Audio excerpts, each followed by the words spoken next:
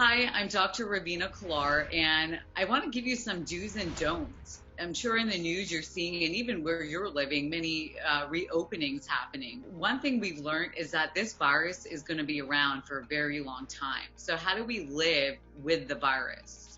Things to keep in mind is that you want to make sure that you stay away from large crowds. This virus, what we've seen from all the data, in those outbreak settings, it's been an indoor environment where there have been large crowds where you do not know what practices that person next to you is following. And it's important to keep in mind that you make sure, regardless of where you go, you always have your face mask on, you have that 6 foot social distancing, and you are following infection prevention procedures. Restaurant, should you go, should you not? The best suggestion, if you go, sit outside. In the indoor environment where it's an enclosed area, that virus is going to just circulate around. In the outdoor setting, that virus is able to almost disperse, and you have a lower probability of being able to acquire that virus. And if you're sitting outside, make sure that that restaurant has put 6 foot social distancing, at least in that from table to table.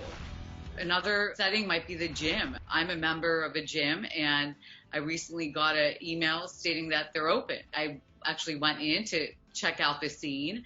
Your temperature gets checked prior to entrance. There are shields at the front desk where you're kept away from the front desk staff members. You have to wear a mask at all open areas. The treadmills and the cardio equipment are spaced at least 6 foot distance apart. And those are measures that have been put in place, as well as adequate hand sanitizer stations throughout the gym. So I think it's mindful to make sure that if you go to the gym, to make sure that there are correct procedures put into place. And of course, do not go if you're displaying any signs and symptoms. And I still don't think it's a good idea going to those classes. You're in a very close-knit area. Even if you're 6 foot distance apart, it's a very small enclosed space.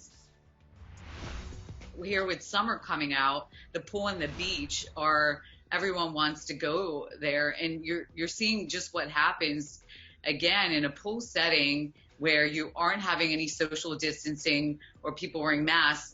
In Florida, right? Florida, there's been a stark increase in cases because there's a lot of the young people which are having pool parties or going to the beach, and there you're having, even though you're outside, you are not practicing social distancing. So if you go to the pool, make sure that it is not crowded, make sure that you still are wearing your mask, make sure that you are keeping a social distancing amongst others.